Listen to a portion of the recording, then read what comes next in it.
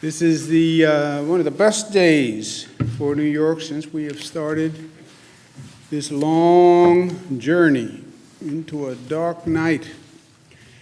Day 109 since we started this life-changing journey. Day 24 since the civil unrest started after Mr. Floyd's murder. We have the New York State Reform and Reinvention Collaborative. I believe this is going to be transformational for the state of New York. I believe it is the single best chance for real change, real reform.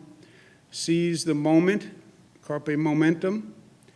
People have said we have to change our police departments and our public safety strategy. Now is the time to do it, and they happen to be right. We have April 1 is the deadline, 288 days and counting for local governments to enact real reform. And we mean real reform. We mean start with a blank sheet of paper and come up with your vision for your public safety department in your community. What do you want it to be? And what do you want it not to be? What is the use of force policy for your department? What is the staffing level? What does demilitarize the police mean in your community? People talk about defunding the police. What is the budget that you want for the police, which you can only arrive at after you determine what staffing you want for the police? What is your transparent disciplinary process? How do you want your police department to work in your community, in your city, in your county? And the collaborative means elected officials, police officials, community activists, put everybody at the table and answer the questions. What we have determined from this period of unrest and demonstration, from the beginning of which I said I stand with the protesters, we need to change. We need reform. Good. Second question, what change, what reform do you want? And how do we do it? That's the intelligent progression of this moment towards action.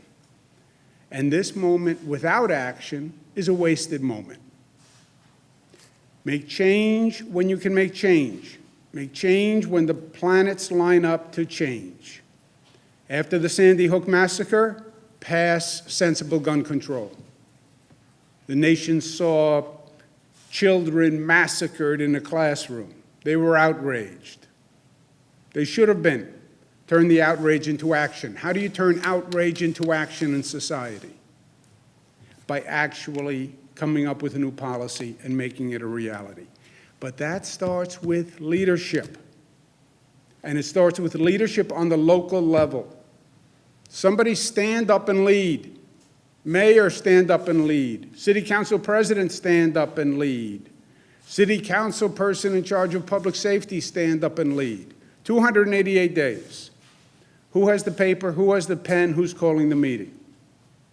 Ask that question to every one of the 500 communities in this state that have a police department.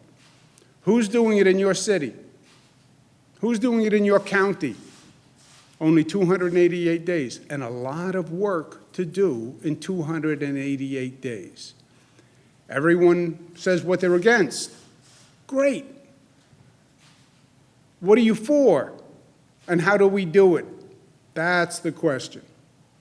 Show some leadership. Friday is Juneteenth, commemorates the emancipation of slavery in the United States.